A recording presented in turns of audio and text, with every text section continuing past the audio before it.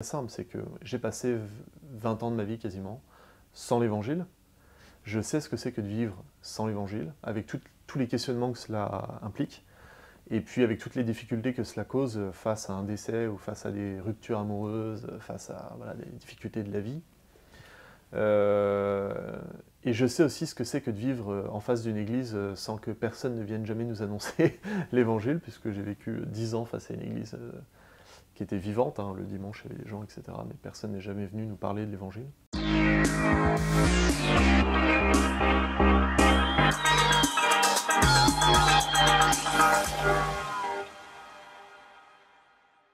Bienvenue sur la chaîne d'Academia Christiana. Vous êtes aujourd'hui plus de 15 000 abonnés sur YouTube, des milliers à écouter nos podcasts et à suivre nos contenus chaque semaine. Grâce à vous, nous faisons bouger les lignes, nous offrons une réflexion alternative et nous donnons la parole à des témoins d'exception. Vous êtes nombreux à nous envoyer des messages de soutien et je tiens à vous remercier du fond du cœur. Mais aujourd'hui, j'ai un message important à vous adresser. Nous avons besoin de vous. Nos contenus, nos formations, nos événements, tout cela n'existe que grâce à votre soutien.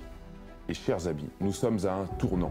Les conversions explosent, la jeunesse se réveille, la quête de sens et d'enracinement n'a jamais été aussi forte. Mais face à cela, nos adversaires ne restent pas inactifs. Ils investissent des moyens colossaux pour imposer leur vision du monde. Alors nous devons répondre présent. Notre mission ? Faire rayonner l'évangile et la culture chrétienne. Former des hommes et des femmes de conviction capables de s'engager. Développer des communautés locales pour structurer la résistance et la reconstruction. Acheter et rénover un lieu qui sera une véritable ruche du bien commun. Un carrefour d'enracinement où nous pourrons bâtir, transmettre et former ensemble. Mais pour cela, nous avons besoin de vous. Comment nous aider concrètement ? Likez cette vidéo, abonnez-vous et partagez-la. Plus nous serons visibles et plus notre message portera loin. Et aussi inscrivez-vous à nos événements, le congrès du bien commun, les universités d'été, les feux de la Saint-Jean, les férias, les sessions de formation. Tout est sur notre site internet academiachristiana.org. Mais enfin, et le plus important, faites un don. Votre soutien financier est essentiel. Si vous adhérez à notre association, l'association culturelle d'éducation intégrale, vous allez rejoindre un réseau d'entraide. Vous aurez un espace membre exclusif et vous pourrez contribuer directement à nos projets. En faisant un don, vous nous donnez les moyens d'agir, d'organiser encore plus d'événements, de renforcer notre présence, de bâtir des lieux concrets pour former et transmettre. Alors ne restez pas des spectateurs, c'est ensemble avec vous que nous allons pouvoir bâtir une renaissance catholique et enracinée. Nous sommes l'espoir d'un réveil, nous sommes le ferment d'une civilisation qui refuse de disparaître. Il compte sur vous, je compte sur vous. Faites un don dès maintenant, tout devient possible avec vous. Vous pouvez nous soutenir sur academiachristiana.org. Bonjour Corentin. Bonjour. Du coup, puisqu'on ne se connaît pas, pour de vrai, on a fait connaissance par Instagram, on va commencer un petit peu par se présenter. Est-ce que tu peux me dire un petit peu d'où tu viens, quel est ton parcours familial ? Eh bien, je viens d'une famille française très classique. Papa est menuisier, maman est auxiliaire de puériculture. Et donc milieu assez, famille française de classe moyenne, quoi, dans laquelle il n'y avait pas la foi, sans aucune hostilité. Mais voilà, sans avoir le Christ au centre, quoi. Et en même temps avec une transmission de valeurs assez fortes sur l'amour de la France, sur l'histoire. Dès très petit, papa m'emmenait dans Paris parfois visiter les monuments et me montrer un petit peu ce patrimoine-là, ce patrimoine vivant, et puis me raconter l'histoire de France à sa manière. Donc voilà, donc je viens de ce milieu-là. Et puis j'ai rencontré le Christ à l'âge de 19 ans, donc pendant mes études, au tout début de mes études. Et là, évidemment, il y a eu un bouleversement dans ma vie, dans mon âme aussi. C'est-à-dire ça a été très profond et très intérieur.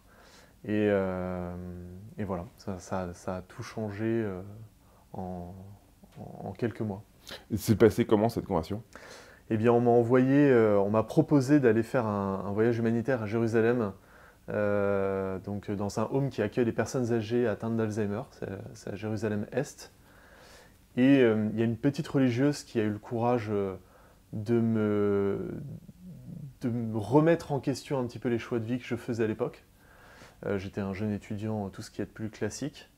Et puis, elle m'a fait comprendre, avec des mots évidemment très délicats, mais que moi je me suis transmis de manière un peu plus radicale pour me motiver, que en fait, soit je pouvais continuer de vivre comme ça, mais il y avait de grandes chances que je finisse à 50 ans très malheureux, en étant globalement une merde, quoi, en ayant tout raté et blessé beaucoup de personnes autour de moi.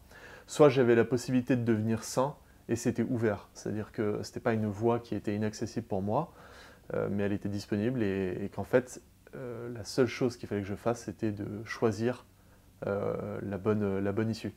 Et donc depuis ce jour-là, alors évidemment il y a eu des hauts et des bas, mais depuis ce jour-là, je me dis, voilà, je veux pas devenir une merde, je veux être saint. Voilà comment les premières lueurs du Christ ont jailli dans mon cœur de jeune radical. Et tu m'as dit, quand on avait échangé un petit peu sur Instagram avant de se rencontrer, que tu avais commencé une thèse sur Hannah Arendt.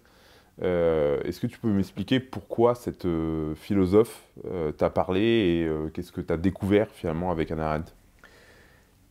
Pourquoi cette philosophe m'a parlé? En fait, je m'étais pas mal intéressé à la question du totalitarisme. On avait eu un long cours sur Tocqueville, sur voilà, la Tu faisais tyrannie quoi de la comme étude du majorité, coup? des études de sciences politiques à l'ICES, donc à La Roche-sur-Yon. J'avais choisi l'ICES tout simplement parce que je voulais pas aller en fac publique et que c'était à côté de chez mes parents, donc c'était assez simple.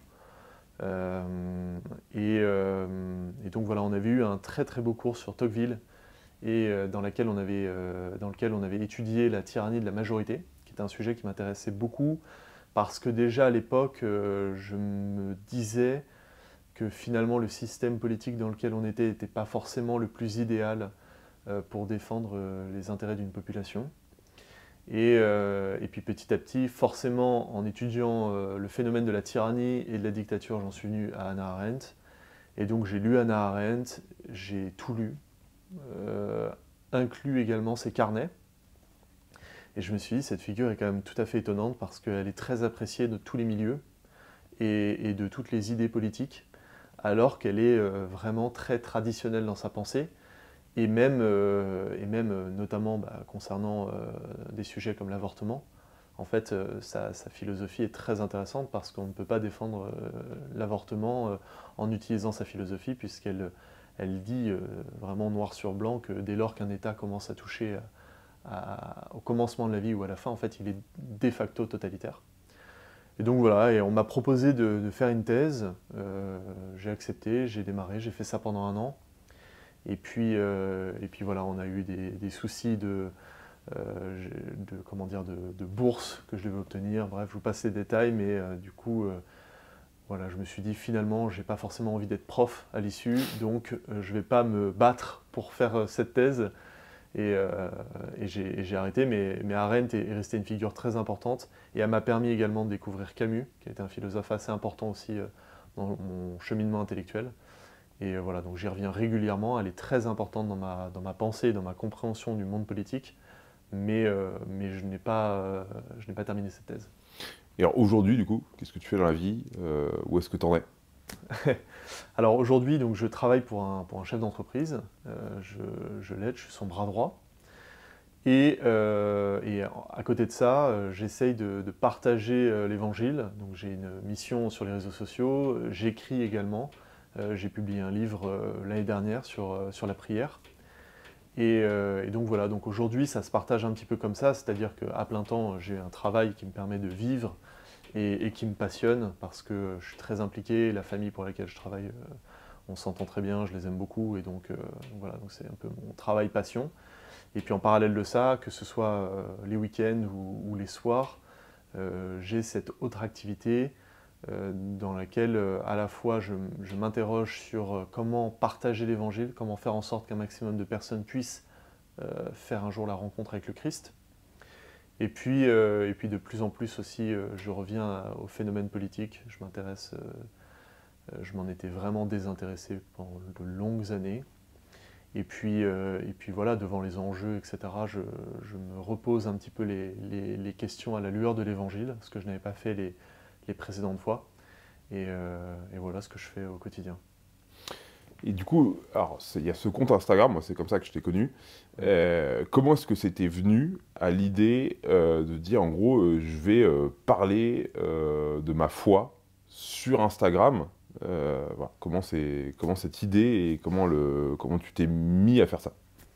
Alors au départ, je n'avais aucun objectif et c'était vraiment l'idée, c'était de répondre à une demande de ma maison d'édition qui m'avait dit bon, c'est très bien, tu fais beaucoup de conférences, mais ce serait pas mal que tu aies au moins un réseau social pour parler du livre et puis pour partager ce que tu fais quoi, sur la prière, pour témoigner.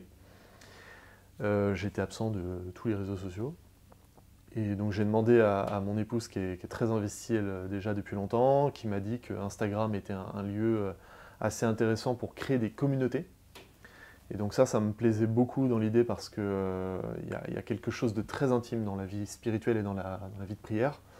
Et donc j'aimais bien l'idée de pouvoir avoir un vrai échange, un vrai lien avec les personnes. J'ai essayé TikTok par exemple pendant un temps, ça ne marchait pas du tout, et puis j'aimais pas le principe parce qu'il y a moins ce côté proximité avec les personnes qui suivent. Donc voilà, donc j'ai démarré sur Instagram, et en fait à mon grand étonnement ça a super bien marché, puisque là ça fait 1 an et demi que j'y suis, et j'ai un peu plus de 23 000 abonnés. Ce qui à l'échelle du monde des influenceurs est pas énorme, mais qui à l'échelle catholique, et puis surtout en si peu de temps, est pas trop mal.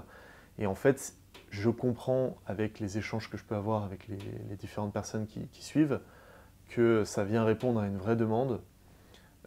C'est-à-dire que beaucoup de personnes s'imaginent que de tisser un lien avec le Christ, c'est difficile, que d'avoir une vie de prière quotidienne en parallèle d'un quotidien chargé, c'est difficile. Et donc moi, je viens répondre à cette problématique-là. Je leur montre que prier, c'est simple, et qu'on peut avoir une vie de prière en parallèle d'un quotidien qui est bien dense, et que c'est même ça qui finalement nous maintient dans la droite ligne, quoi. Alors, du coup, je viens de comprendre, en fait, avec ta réponse, que tu avais commencé déjà un travail avec des conférences avant de lancer ce compte Instagram, et donc que le livre était, Ouais. était antérieur à ce compte. Mais du coup, cette mission que tu t'es donnée de témoigner, elle t'est venue comment? Parce qu'en fait, d'une certaine manière, on pourrait se dire, n'importe quel catholique, c'est sa mission, c'est notre mission à tous, Ouais. mais en même temps, il n'y en a pas non plus tant que ça qui le font. Donc, qu'est-ce que ça a été le déclic pour toi, tu vois, d'aller témoigner de ta foi devant Partout. partout? Je pense que déjà c'est un talent qu'on reçoit, c'est-à-dire que je pense que j'ai ce talent-là de partager euh, l'évangile, et de pouvoir créer un intérêt, en tout cas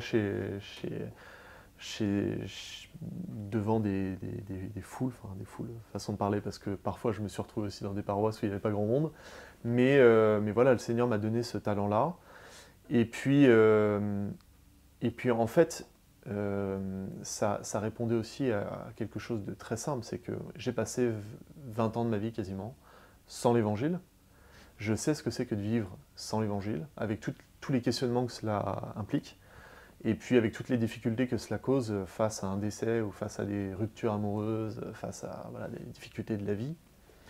Euh, et je sais aussi ce que c'est que de vivre en face d'une église sans que personne ne vienne jamais nous annoncer l'évangile, puisque j'ai vécu 10 ans face à une église qui était vivante, hein, le dimanche il y avait des gens, etc. Mais personne n'est jamais venu nous parler de l'évangile. Et en fait, moi, j'ai pu voir dans ma famille, je me suis converti, mes 2 parents se sont convertis ensuite, et puis il y a d'autres membres de ma famille qui se sont convertis depuis. Je peux voir que l'évangile transforme une vie, et non seulement qu'elle le transforme, mais qu'elle elle fait qu'il y a une vraie métanoïa, il y a une transformation complète de l'être, comme le dit le terme quoi, de conversion. Et donc moi j'ai envie, j'aimerais qu'un maximum de personnes puissent vivre ça, puisque je pense que ce que j'ai aujourd'hui, en fait la totalité de la planète le cherche, et dans beaucoup de choses, et que la réponse est simple. Et donc voilà, donc c'est une mission un petit peu que je partage. Et puis par ailleurs, j'ai travaillé aussi pour les œuvres pontificales missionnaires, qui est la branche du Vatican qui finance les missions. Et donc c'est aussi dans le cadre de ce travail-là où j'ai pu faire pas mal de conférences en France pour parler de l'activité missionnaire de l'Église. Donc c'est aussi à cette lumière-là, en m'intéressant à la théologie missionnaire de l'Église, que j'ai mieux compris de quoi nous étions investis au moment du baptême et de notre confirmation, lorsqu'on reçoit l'Esprit Saint. Et du coup, les réseaux sociaux, aujourd'hui, j'imagine que c'est une part quand même importante de ton temps libre. Oui. Comment est-ce que tu réussis à ne pas tomber dans les mauvais penchants des réseaux sociaux, c'est-à-dire en gros l'addiction, le fait que pour percer sur les réseaux, il faut aussi accepter de connaître une forme de stratégie par rapport aux algorithmes, donc du coup, d'une certaine manière de faire en sorte que ton contenu soit conditionné aussi par la forme du réseau social. Comment est-ce que tu gères voilà, le fait de garder une forme de radicalité du message à travers un média qui t'oblige d'une certaine manière à l'appauvrir en quelque sorte? Alors, je le gère pas. Et c'est d'ailleurs pour ça que régulièrement Instagram bloque mes algorithmes. Donc de temps en temps, je vais avoir mes stories qui vont plafonner de manière totalement mystérieuse pendant quelques jours. Donc je ne gère pas puisque je m'interdis de bloquer ce que j'ai à dire. Donc quand je dois prendre la parole sur l'Église ou sur l'avortement, qui a été le grand sujet là que j'ai abordé ces dernières semaines, j'accepte qu'il va y avoir une part de combat, c'est-à-dire j'accepte le fait que des gens vont dénoncer les vidéos et que l'algorithme va ne plus fonctionner pendant plusieurs jours. Et en même temps, si je ne le dis pas, je n'annonce pas l'évangile. Donc je pars du principe que très souvent dans ma prière, je dis au Seigneur, à toi de gérer, tu tiens tout dans ta main, c'est toi le patron, même l'algorithme d'Instagram tient dans les mains du Christ. Et donc, si tu veux que ton évangile soit annoncé purement, on va dire, aide-moi. Donc ça, c'est une première chose. Maintenant, ça n'empêche pas d'être malin, c'est-à-dire quand je vois qu'il y a un contenu qui ne plaît pas, qui n'intéresse pas les gens, je l'arrête, parce que le but, c'est pas non plus de perdre du temps. Et c'est pas que lié à l'algorithme, il y a des formats qui objectivement fonctionnent moins, et puis d'autres formats qui fonctionnent très bien, et donc j'essaye de jouer avec ça. Maintenant, le piège, ce serait de se dire, par exemple, le format qui fonctionne le mieux, c'est le coup de gueule, c'est quand tu tapes sur quelqu'un ou quand tu pètes un câble, etc. Donc ça, je le fais de temps en temps quand il y a vraiment un sujet qui me met en colère. Je l'ai fait par exemple pour la mascotte du jubilé que le Vatican a sorti, qui est juste une mascotte scandaleuse, puisque elle a été créée par un gars qui fait des mascottes pour des gay pride un peu partout dans le monde et qui fait un peu du manga porno, enfin c'est vraiment un type sordide. Bon ça me désole parce qu'on a des artistes tellement extraordinaires dans l'église qu'on aurait pu trouver quelqu'un qui aurait pu faire une mascotte à la hauteur. Donc voilà, donc là, typiquement, je peux faire un coup de gueule parce que je pense que ce que je vais dire, en fait, c'est légitime d'être en colère. Mais d'autres surfent un peu trop sur ça, ils font que des coups de gueule, des choses un peu clash, etc. Je pense que c'est pas le rôle de quelqu'un qui annonce l'évangile. Moi, je veux d'abord que les gens rencontrent le Christ, et je veux pas que sans arrêt on leur montre la mauvaise face de leurs frères et de l'Église, parce que il y a une expression en Vendée que j'aime beaucoup, et j'arrêterai là sur cette réponse, mais c'est vraiment ce qui me guide, moi, c'est quand on est dans la merde jusqu'au cou, c'est pas le moment de baisser la tête. Et en fait, c'est une expression populaire, mais qui est très vraie, et à chaque fois je m'en souviens, c'est-à-dire qu'on en est déjà ras là. Si moi, sur les réseaux sociaux, je prends la tête des gens pour leur mettre sans arrêt la tête dans la merde, en fait, je remplis pas ma mission, qui est d'annoncer l'évangile, et qui est avant tout une bonne nouvelle. Sur ton compte Instagram, tu mets beaucoup en avant en ce moment la prière. Donc, tu te filmes en train de prier. Et c'est quelque chose qui n'est pas courant, surtout qu'on pourrait se dire finalement la prière, il y a même d'ailleurs une phrase de l'évangile qui dit quand tu pries, enferme-toi dans ta chambre. Donc il y a un côté un peu intime de la prière. Et j'imagine que pour toi, le fait de te montrer en train de prier, c'est pas de montrer aux autres que tu pries, surtout que on est dans un monde où finalement le fait de prier, c'est pas forcément ce qui est le plus gratifiant dans l'imaginaire des gens. Mais du coup, comment est-ce que tu te positionnes en quelque sorte par rapport à ce paradoxe du fait de dire en gros la prière c'est quelque chose d'un peu d'intime et ça paraît un peu incongru à la base de se filmer en train de prier, et j'imagine que tu le fais dans un autre but. Tout à fait. Alors déjà, heureusement, je ne me file pas tout le temps quand je prie. Donc c'est-à-dire que j'ai une vie de prière qui est très intime et dont je ne parle pas sur les réseaux sociaux. Tout simplement parce que, cela impliquerait une forme d'orgueil, je pense, enfin quelque chose d'assez malsain. Donc je me filme en train de prier une prière qui dure 15-20 secondes.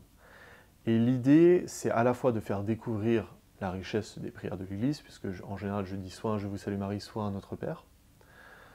Et puis aussi de montrer que c'est simple.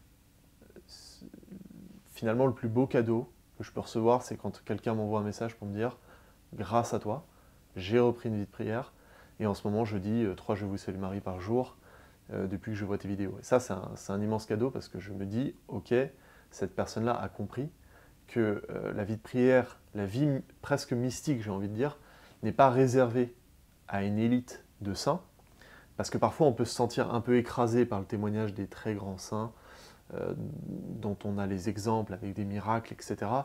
Et donc finalement on se dit, c'est un peu comme quand on se met au sport et qu'on pense aux athlètes des JO. Forcément ça décourage sur le moment, c'est sûr qu'on n'est pas à la hauteur. Mais le Seigneur ne nous demande pas ça, le Seigneur nous demande de prier. Et sa prière, elle est très simple. Quand les apôtres lui demandent « Apprends-nous à prier », il leur dit pas « Alors très bien, asseyez-vous, on va partir pour 3 heures d'explications très complexes. » Sinon, quand vous priez, enfermez-vous effectivement dans votre chambre à double tour, c'est ce que je fais dans mes vidéos, et dites Notre Père qui es aux cieux, etc., etc. Et donc, je veux simplement montrer ça, et il y a un vrai combat là-dedans quand même. C'est-à-dire qu'à chaque fois, je me dis, est-ce qu'il n'y a pas une part d'orgueil? Parce qu'on se montre sur les réseaux sociaux, etc. Et donc j'ai souvent envie d'arrêter Instagram. C'est un vrai combat, quasiment toutes les semaines, j'ai envie de supprimer mon compte. Et en même temps, je vois que ça porte des fruits, que ça amène des gens vers Dieu et vers une vie de prière. C'est-à-dire que ça ne les amène pas vers moi, ça les amène vraiment vers Jésus. Et donc dans ces moments-là, je me dis, bon, bah, Corentin, ça vaut le coup de continuer. Est-ce que tu penses qu'aujourd'hui, les catholiques de manière générale, comment est-ce qu'ils doivent se positionner par rapport aux réseaux sociaux de manière générale, et on pourrait dire par rapport même à toutes les problématiques liées à la technique, la modernité, je pense à l'intelligence artificielle, je pense même au témoignage médiatique. Il y a un peu 2 écoles, entre guillemets, tu vois, voilà, de se dire la radicalité monastique, finalement on quitte le monde, on se dit on va directement à Dieu, et en coupant en fait tout ce qui va nous éloigner de lui, le bruit, ce que disait Bernanos, le monde moderne est une conspiration contre toute forme de vie intérieure. Et l'autre côté, un peu à la Evola, on va chevaucher le tigre et utiliser Instagram, TikTok et toutes les dernières innovations technologiques, scientifiques pour, comme canaux d'évangélisation. Ce serait quoi pour toi le juste équilibre entre ces deux attitudes? Le juste équilibre, je pense que déjà, ça va être assez variable en fonction des personnes, parce que tu as des gens qui sont vraiment fragiles au niveau des addictions et qui peuvent rapidement tomber dans l'aliénation avec Instagram, TikTok, parce que les algorithmes sont bien faits, ils sont faits pour te maintenir captif dans l'application. Donc, si on prend une personne normale, c'est-à-dire quelqu'un qui est sensible à l'algorithme mais qui n'a pas de comportement addictif, en fait, ces derniers temps, j'ai beaucoup relu la règle des Chartreux de Guigues, qui est le 3e ou 4e père Chartreux. Et j'aime beaucoup la notion de la garde du cœur, c'est-à-dire qu'ils ont différents niveaux de cellules. Donc il y a le monastère, et puis ensuite il y a les bâtiments, l'église, etc. Et puis le dernier niveau, c'est vraiment leur cellule personnelle, dans laquelle la règle les invite à rester le plus possible. Et donc je pense qu'il y a un petit peu de ça, c'est-à-dire de se dire, Notre but, c'est de rester au maximum avec le bon Dieu, tout en étant dans notre état de vie. Et donc, si on est présent sur les réseaux sociaux pour se nourrir, c'est-à-dire voir des contenus qui nous intéressent, qui permettent de nourrir notre foi, de nous former, tant mieux, parce que voilà, il y a des gens qui préfèrent ça plutôt que les livres, etc. J'ai pas de jugement.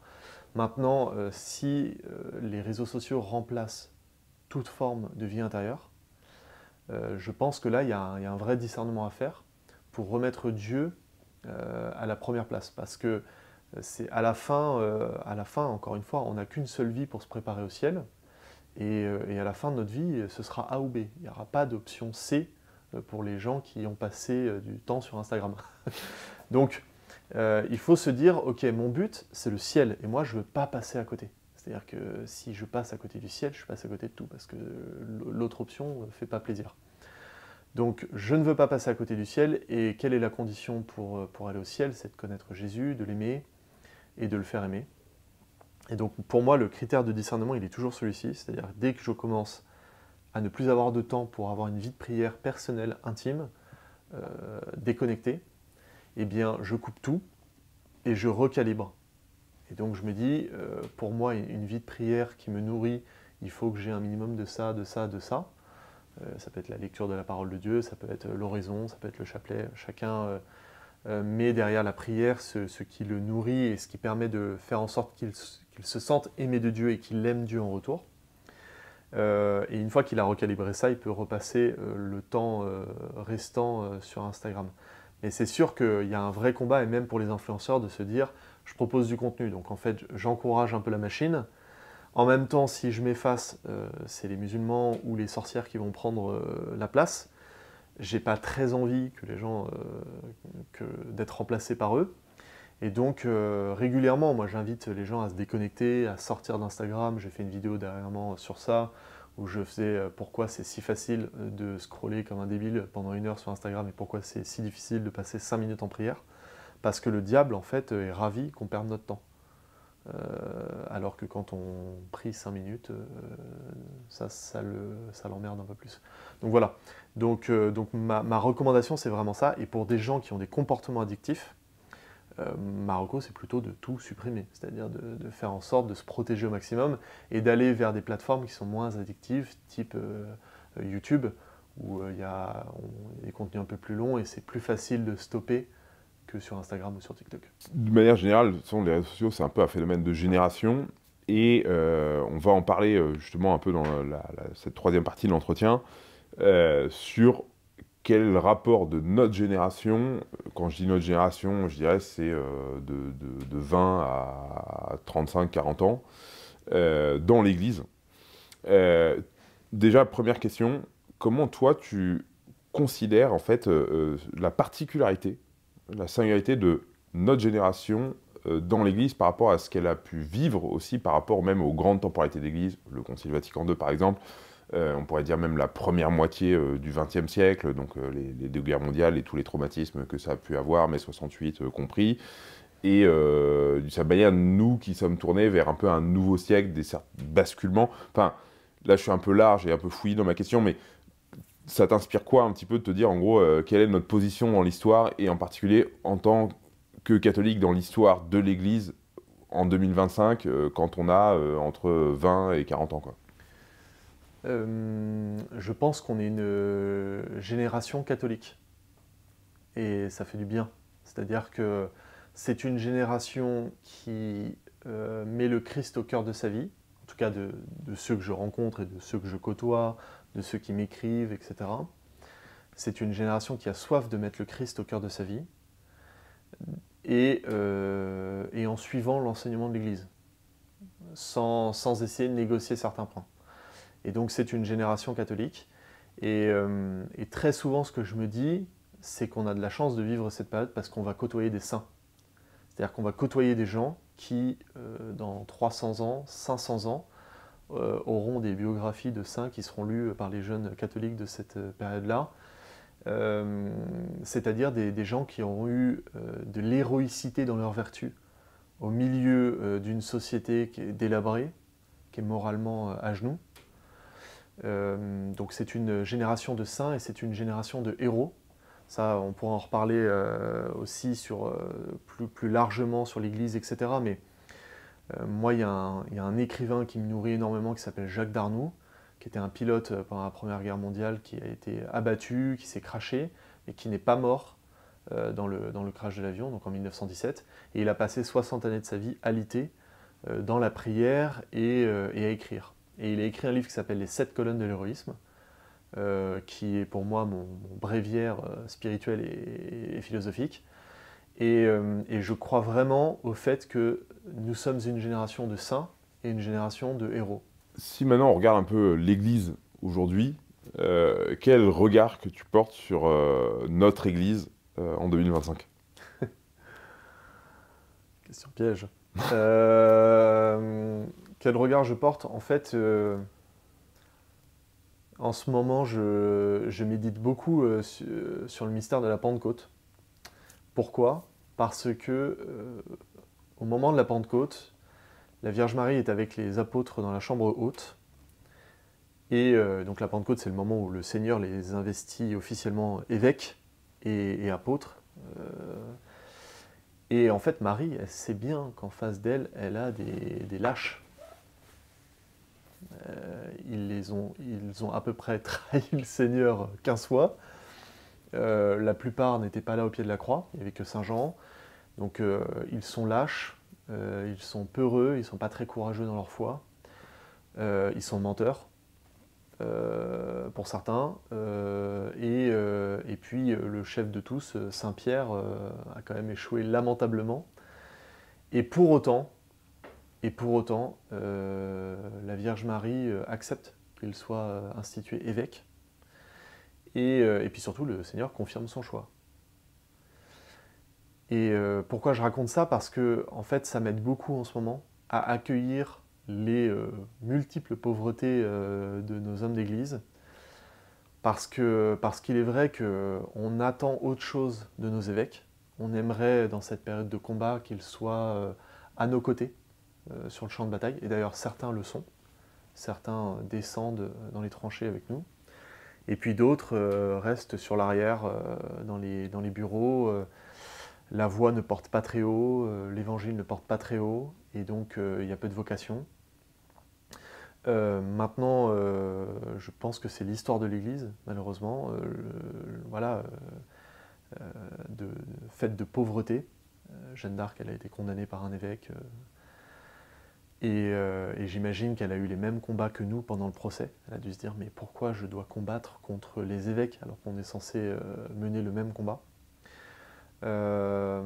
Donc voilà, donc je trouve ça dommage parce qu'on passe à côté d'une opportunité immense de pouvoir, côte à côte avec nos évêques, mener un combat qu'on a en commun, puisque notre but c'est que l'évangile se répande, que le Christ règne. En tout cas, moi c'est mon but, j'aimerais que le Christ règne, que son Sacré-Cœur règne sur la France et sur l'Europe, et par capillarité sur le monde.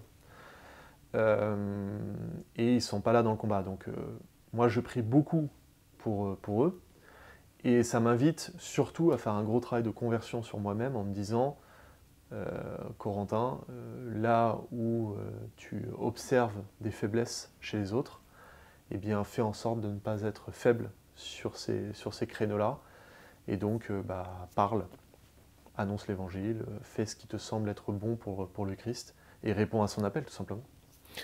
Tu vois comment la tradition dans l'Église? Je la vois très bien.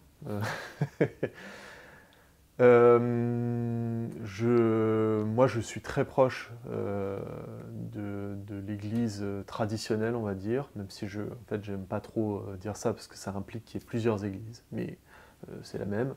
Mais voilà, je vais à la messe tridentine tous les dimanches. Et pourquoi? Parce que c'est une messe qui me nourrit profondément.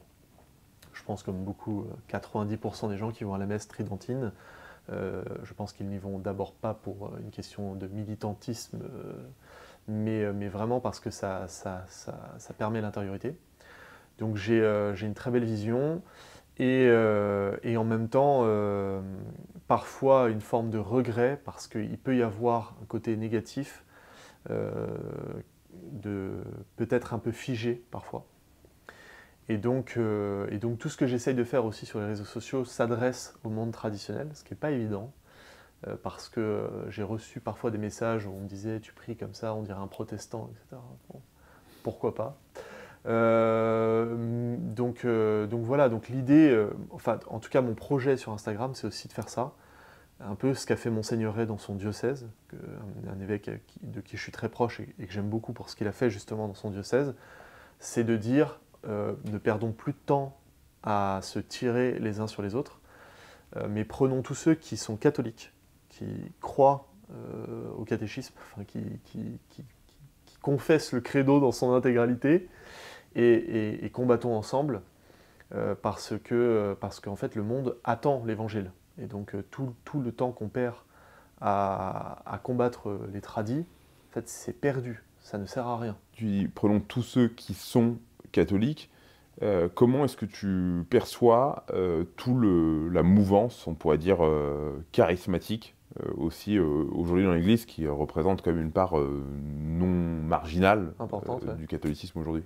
Ça dépendrait des communautés un petit peu, parce qu'il y a dans le monde, dans les communautés nouvelles, on va dire, dans le monde charismatique, il y a aussi différentes sensibilités. Je dirais que moi, en tout cas, moi, ça a beaucoup nourri ma foi. Et en fait, je pense qu'ils aident un petit peu justement à défiger certaines choses du monde traditionnel.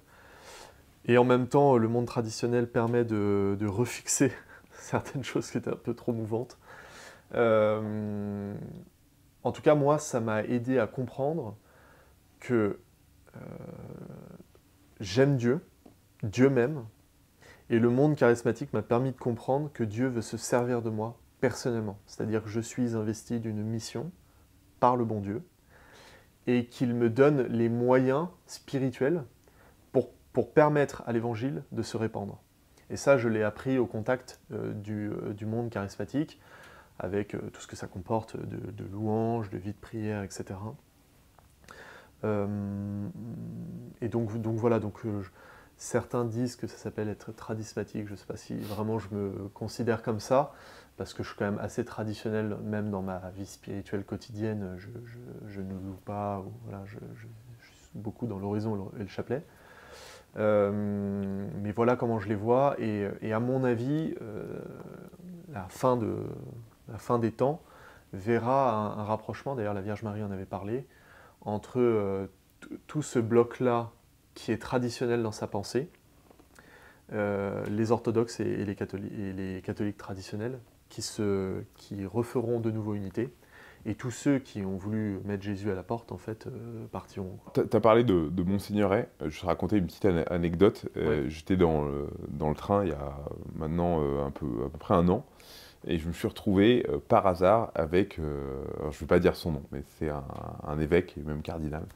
Et du coup, on s'est mis enfin, je l'ai salué poliment, et il a été très sympathique parce qu'il a lancé la conversation, et puis on s'est mis à parler, il m'a posé plein de questions, et on s'est mis à parler du pèlerinage de Chartres qui avait eu lieu une semaine avant. Et il y avait une rumeur à ce moment-là, comme quoi le pape allait interdire totalement la messe traditionnelle. Et j'étais surpris parce que, voilà, je vais essayer pas de trop donner d'indices, mais c'est quand même plutôt conservateur dans sa réputation. Mais il se réjouissait de cette rumeur d'interdiction. Il me disait, en fait, les tradis l'ont bien mérité. Moi, ça fait 50 ans que je suis prêtre et qu'on m'accuse de dire que ma messe que je célèbre n'est pas valide. Alors je lui ai dit, mais pardon, monseigneur, mais je connais personne qui dit ça, enfin, ou peut-être c'est très marginal comme discours, mais moi j'ai pas entendu vraiment ce discours-là par les prêtres que je fréquente, etc. Et puis quand on voit 16 000, 18 000, 20 000 jeunes à la Pentecôte marcher de Paris à Chartres ou de Chartres à Paris, bon, ça peut être pas forcément votre sensibilité, votre crèmerie, votre histoire, de votre parcours et tout, mais bon, comme tu disais, quoi, si le but c'est d'annoncer l'évangile, on peut se dire c'est quand même chouette quoi, de voir ça, et je vois pas pourquoi on... Voilà. Donc en gros, je comprends pas, tu vois, et ça m'intéresserait justement par rapport à ce que tu as pu vivre aussi avec Monseigneur Ray. Ça, comment tu vois ce rôle des évêques, même du pape, comment t'expliques, tu vois, cette espèce de sabordage presque de la part de l'élite de l'Église des aspirations de la jeunesse. Enfin, je le lis comme ça, d'ailleurs tu le lis peut-être pas de la même manière que moi. Cochon a brûlé Jeanne d'Arc. C'est la réponse qui me vient. C'est incompréhensible. Incompréhensible. Il n'y a vraiment aucun argument objectif, rationnel, qui permettrait de soutenir une interdiction du pèlerinage de Chartres et une quelconque hostilité d'un évêque ou d'un cardinal contre à la fois la messe traditionnelle et cette jeunesse qui essaie de suivre le bon Dieu de la manière la plus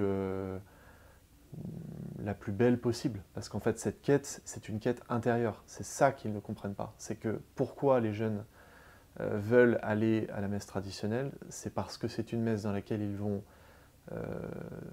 entrer pendant 1 heure, 1 heure et demie, plutôt 1 heure et demie, dans un silence qui les nourrit pour la semaine.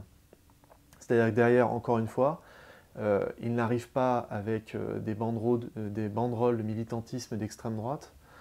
L'idée, c'est pas de soutenir un programme politique. L'idée, c'est de pouvoir rencontrer le Seigneur dans le silence. Donc je pense qu'ils font erreur. Je pense que l'histoire leur donnera tort. Je pense que le Christ leur donnera tort. Je pense qu'ils rendront compte des multiples attaques qu'ils font contre l'Église, contre la messe traditionnelle et contre les jeunes qui vont dans ces messes-là. Et après, je ne suis pas responsable de leur ciel. Ce qu'il faut savoir, c'est que, encore une fois, à la fin, c'est A ou B qu'on rendra compte chacun pour l'appel qu'on aura reçu de Dieu et comment on y aura répondu. Les évêques, évêque ça veut dire gardien. Donc, gardien, ça veut bien dire ce que ça veut dire. Ça veut dire de garder son troupeau, de faire en sorte de les faire grandir dans l'amour du Christ. Et donc voilà, donc chacun rendra. Je rebondis un petit peu sur ce que tu disais par rapport à la banderole d'extrême droite. Parce que, donc, déjà, il y a une histoire en France, quand même, où, pendant, en tout cas, quasiment jusqu'à la fin politique de Jean-Marie Le Pen, tous les évêques de France ont considéré que s'il y avait un parti pour lequel les catholiques n'avaient pas le droit de voter, c'était celui de Jean-Marie Le Pen. Vous pouvez voter pour les communistes, etc. Et à partir du moment, parce que Jean-Marie Le Pen était plutôt contre l'avortement pendant quasiment toute sa carrière politique, où Marine Le Pen a cédé sur l'avortement, tout d'un coup, les évêques n'ont plus condamné ce parti. Bon, c'est un peu mystérieux, mais ça reste quand même toujours un peu le... Voilà, il y a peu d'interdits de la part de la Conférence des évêques de France, mais s'il y en a un, en termes de consigne de vote, c'est le barrage républicain, de ne pas voter pour le Front National. Voilà. Mais aussi, il y a une autre... j'ai vu ça, c'est, je crois, Yann Raison du Closiou, qui dit que le vote des catholiques, en tout cas aux dernières législatives, j'ai plus le chiffre exact, j'essaierai de le mettre dans la description de la vidéo ou en sous-titre, mais en gros, aux dernières législatives, les catholiques pratiquants ont voté massivement, et il y a eu mais vraiment un changement énorme en termes de proportion, où ils ont voté pour le Rassemblement national et Reconquête aux dernières élections. Donc il y a quand même un lien, j'aimerais que tu me dises ce que tu en penses, tu as du lien entre la notion de chrétienté, ça va être d'ailleurs le thème du pèlerinage de Chartres cette année, et un engagement politique qui se traduit par un vote pour des partis dits d'extrême droite que sont le Rassemblement national, etc. Enfin, en tout cas, c'est pas...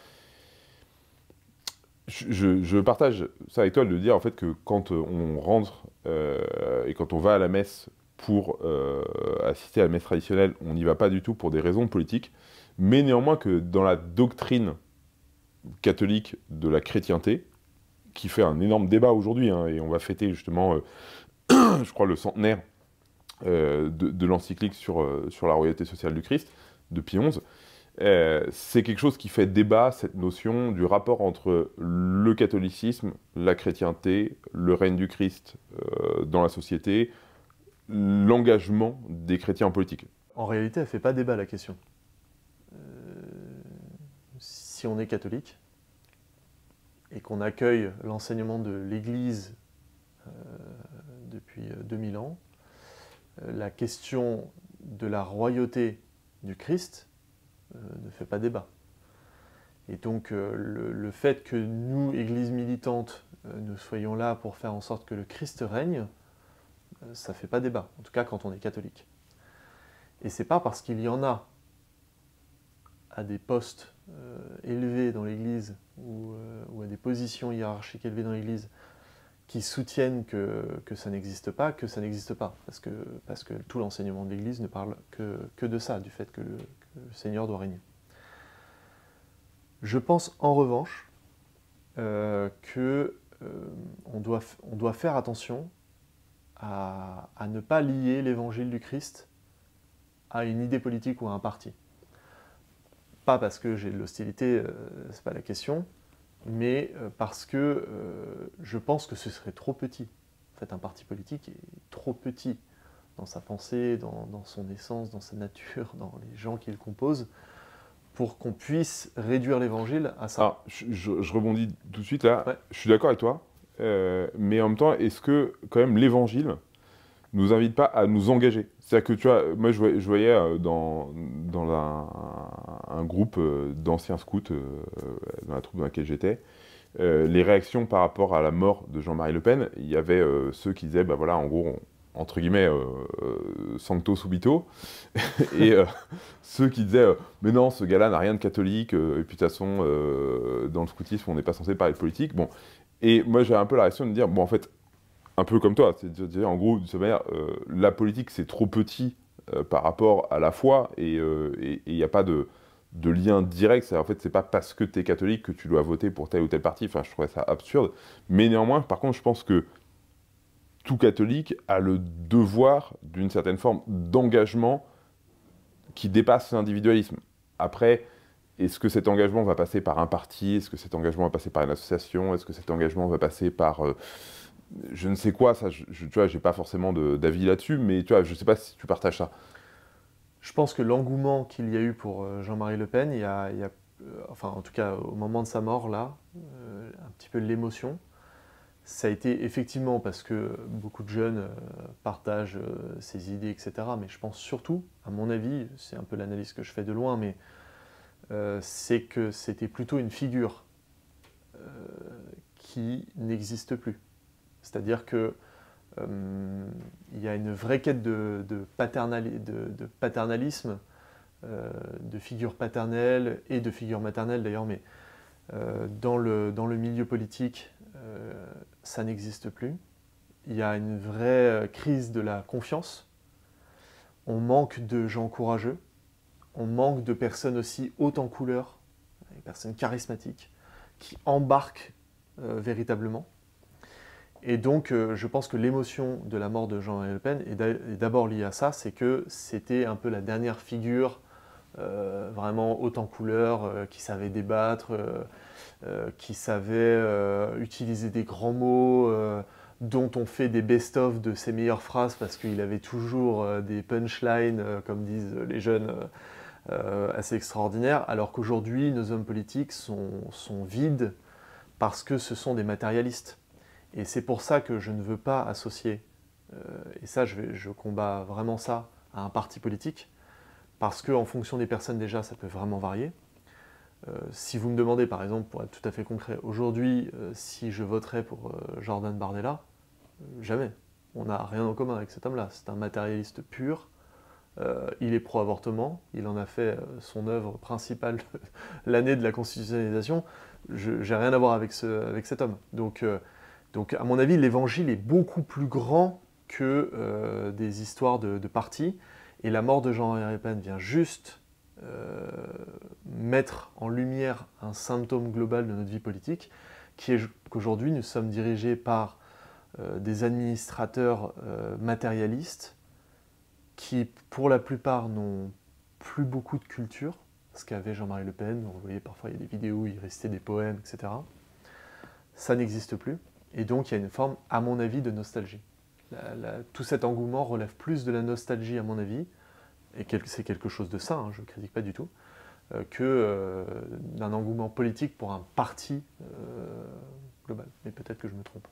Alors, pour essayer un petit peu de finir sur cette partie, où est-ce qu'on en est, nous, en tant que catholiques, dans l'histoire, Ouais. et l'Église de manière générale, j'ai l'impression que les défis qui se présentent à nous sont à la fois d'un côté la montée de l'islam, on peut dire la dégringolade de la position de l'Église dans la société d'aujourd'hui, qui, j'ai l'impression, commence à être un petit peu rattrapée par d'autres formes de spiritualité.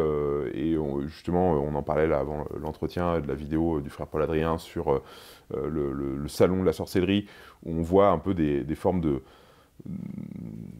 spiritualité commerciale. Enfin, c'est un peu un gloubi-boulga de choses bizarres. Mais en tout cas, une chose est sûre, c'est que la nature a horreur du vide, et que quand le catholicisme décroît, bah, y a d'autres choses qui prennent sa place. Comment faire face, pour toi, à cette situation?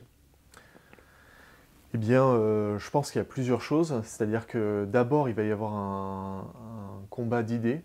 C'est-à-dire que la France a été désamée. C'est un mot un peu étrange, mais c'est vraiment un terme qui symbolise bien ça.